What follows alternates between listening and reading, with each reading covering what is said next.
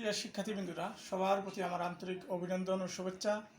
আশা করি আল্লাহর রহমতে তোমরা ভালো আছো। আল্লাহর অশেষ মেহেরবানিতে আমিও ভালো আছি। আজ তোমাদের সামনে উপস্থিত হয়েছি বীজগাণিতিক অনুপাত ও সমানুপাতের নবম দশম শ্রেণীর অধ্যায় 11.1-এর। আজ তোমাদের আমি আলোচনা করব এই অধ্যায়ের অঙ্কগুলো করতে গেলে এই বেসিক সূত্রগুলো জানা দরকার।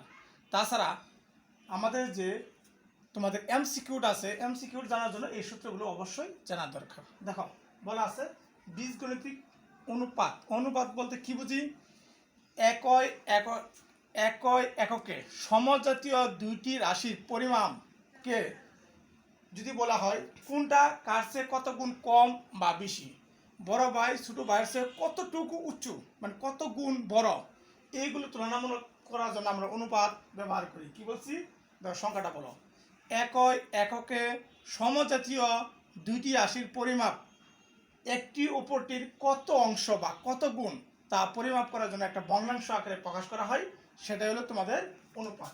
দেখো, এখন যদি দেই পি অনুপাত কিউ, এটা আমরা এপি বাই কিউ দুটি একই সমজাতীয় রাশি, এটা আমরা লিখতে পারি ভগ্নাংশ আকারে বা P by Q. That means এটা একটি অনুপাত। এখানে পি কে বলা হয় পূর্ব রাশি, পি কে কি বলা হয়? পূর্ব রাশি। কিউ কে বলা হয় উত্তর রাশি।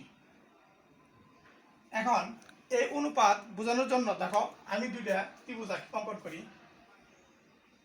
এ বি সি একটা ত্রিভুজ, আরেকটা ত্রিভুজ হইল, দেখো এ বি সি ত্রিভুজ, আর হলো ডিইএফ। এটার ভিতরে একটা উচ্চতা ধরলাম এইচ, এটা উচ্চতা ধরলাম এইচ, এটা ভূমি বিসি সমান আমি এ ধরলাম, ইএফ সমান বি ধরলাম। তাহলে এই দুইটা ত্রিভুজের ক্ষেত্রফল যদি আমরা অনুপাত আকারে প্রকাশ করি, ত্রিভুজ এ বি সি বাই ত্রিভুজ ডিইএফ সমান সমান আমরা জানি ত্রিভুজের ক্ষেত্রে ক্ষেত্রফল সমান হাফ ইন্টু ভূমি গুণন উচ্চতা। ভূমি হলো এ, উচ্চতা হলো এইচ। সেম এটা হাফ ইন্টু ভূমি হলো বি এবং উচ্চতা হলো এইচ। আমরা যদি কাটাকাটি করি হাফ হাফ কাটা, এইচ এইচ কাটা, অতএব ত্রিভুজ এ বি সি অনুপাত ত্রিভুজ ডিইএফ সমান এ অনুপাত বি। এটা একটা অনুপাত। এখন সমানুপাত বলতে কি বুঝি? সমানুপাত হতে হলে চারটি রাশি থাকতে হবে। চারটি রাশি যদি হয় সেটা আমরা সমানুপাত। সমানুপাতের ক্ষেত্রে প্রথম রাশির সাথে দ্বিতীয় রাশি এবং তৃতীয় রাশির সাথে চতুর্থ রাশি, এভাবে আমরা সমানুপাত প্রকাশ করি। আর সমানুপাতের ক্ষেত্রে প্রথম দুইটা রাশি, প্রথম সাথে দ্বিতীয় এই দুইটা রাশি একই হতে হবে এবং তৃতীয় সাথে চতুর্থ এই দুইটা রাশি একই সমানুপাত হতে হবে, একই জাতীয় হতে হবে। আর সমানুপাতের ক্ষেত্রে চারটি একই রাশি না হলেই চলবে। দেখো, এ অনুপাত বি সমান সমান যদি আমরা দেখি প্রথম চারটি রাশি নেই, এ বি সি অনুপাত ডি।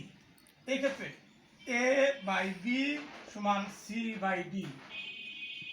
এই চারটি রাশির মধ্যে এই প্রথম দুটি, প্রথম রাশি অনুপাত দ্বিতীয় রাশি, তৃতীয় রাশি অনুপাত চতুর্থ রাশি, এই দুইটা রাশি আর এই দুইটা রাশি একই সমজাতীয় না হলেই চলবে। এই দুইটা রাশি একই সমজাতীয় এবং এই দুইটা রাশি সেম সমজাতীয় হতে হবে। এখন আমরা দেখব ক্রমিক সমানুপাতিক। ক্রমিক সমানুপাতিক কত অর্থ হলে এখানে তিনটে রাশি থাকতে হবে, প্রথম দ্বিতীয় তৃতীয়।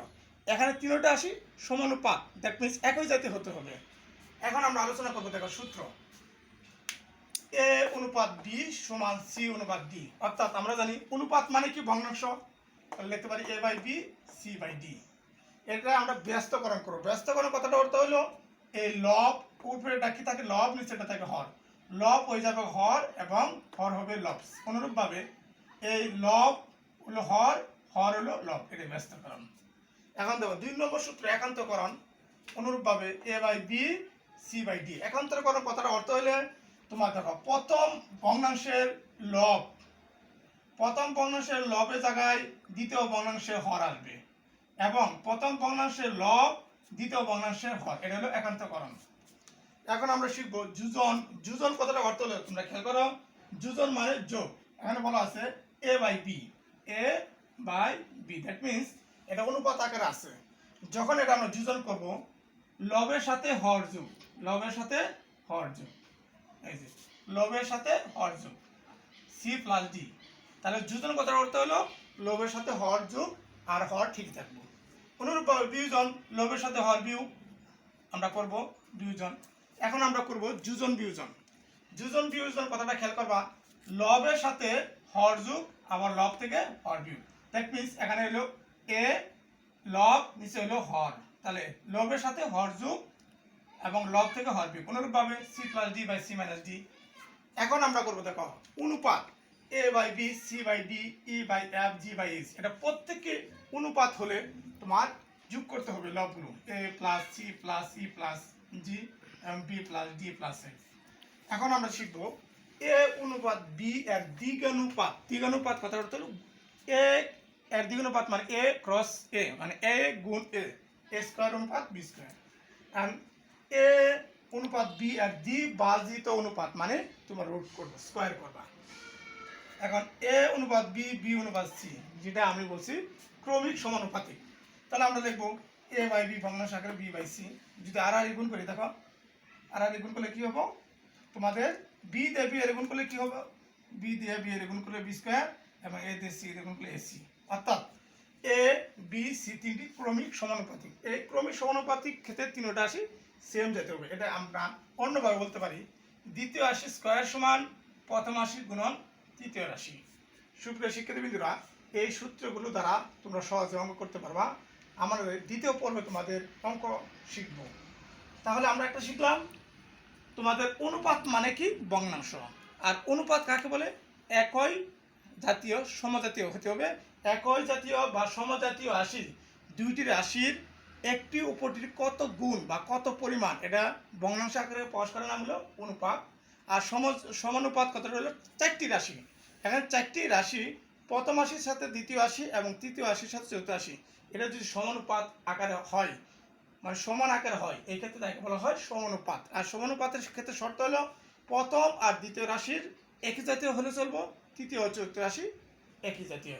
এই ক্ষেত্রে চারটি রাশি সমান একই জাতীয় হওয়া লাগবে না। আর ক্রমিক সমানুপাতির ক্ষেত্রে এ বি সি আমরা যাই নেই, তিনটা কি সমজাতীয় হতে হবে, সেম হতে হবে, এটা ক্রমিক সমানুপাতিক। সবাইকে ধন্যবাদ।